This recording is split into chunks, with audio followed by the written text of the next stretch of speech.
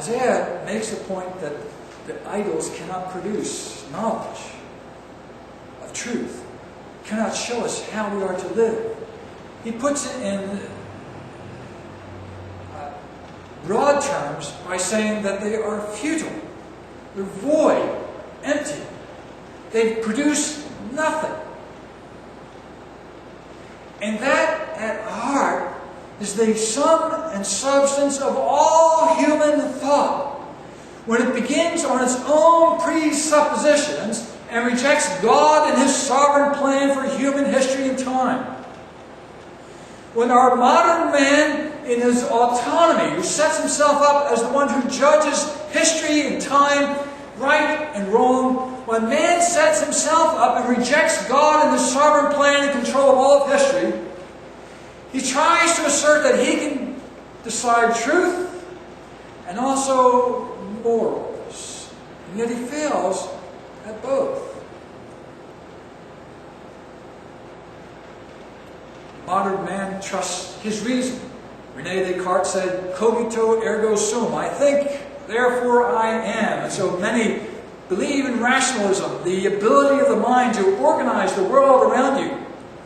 And whether you are with Descartes or Kant, trying to organize the world in your own thought forms, you try to impose a rational world upon that which is essentially irrational. For the natural man who rejects God's sovereign plan of all of human history, there is no order to the world around him. It is chaotic. It is based on chance. Evolution proceeds by chance. There are chance happenings here and there. No one can really predict the future. It's an open future, and we make of it what we will. Now think for just a moment. If you put yourself in the place of a natural man who says, with my reasoning, I'm trying to decide what is true based on my experience of the world around me. Well, can you, by reasoning, by evaluating logical relationships and so forth, and developing your science, can you arrive at truth when your reasoning, your logic is based on random chance? A world that is based on random chance cannot produce order of the mind or of the morals. Random chance cannot do that. It does not provide a sufficient foundation. And so it's much like the spider forming this intricate web in the middle of the air with nothing to hold it. Or it's like a beautiful ship out on the ocean, setting sail, but no place to go, no place to moor, on a boundless sea with no port to go to. Nothing.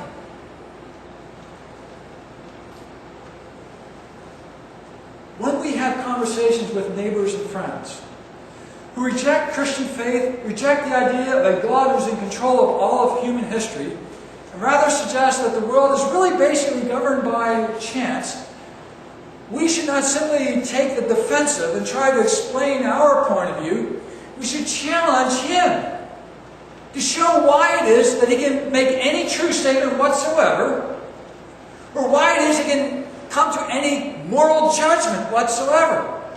How can you say what is right and what is wrong if everything is governed by chance?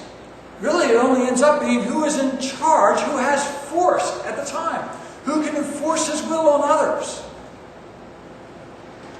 There's no foundation for ought in a world that just is. You cannot arrive at an ought, what I must do or should do, based simply on the fact that the world exists. You have no authority for your opinions. The Christian, on the other hand, works from a very sound foundation. God is in control of all of human history.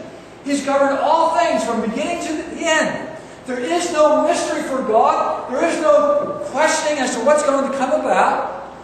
All occurs according to God's sovereign plan.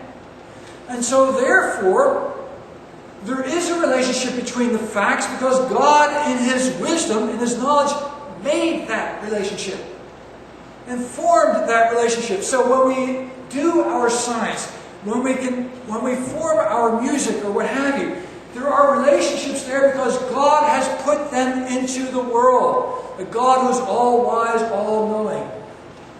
The Creator.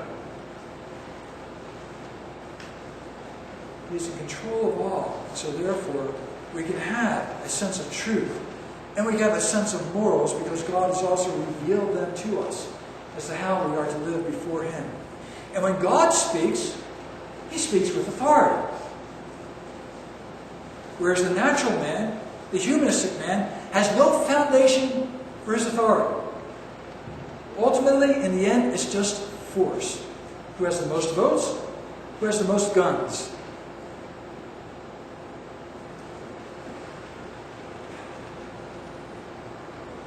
So Isaiah properly challenges the people of his day who trust in idols. What can they do for you? Nothing. By contrast, what does God do for you? Everything. God provides everything. The God of the Christian Scriptures, that is, not just the gods out there in the world. The God who's revealed Himself in His Word, who ultimately reveals Himself in the Christ.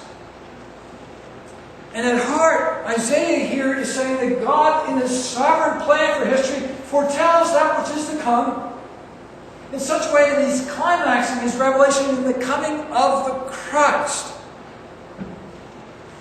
And all the prophecies that He makes along the way are leading up to the coming of the Christ, the coming of salvation, so that at the center of history, at the center of meaning in the world, is Christ.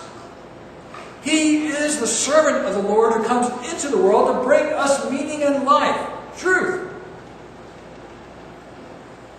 So Isaiah begins by talking about this one who comes up from the north.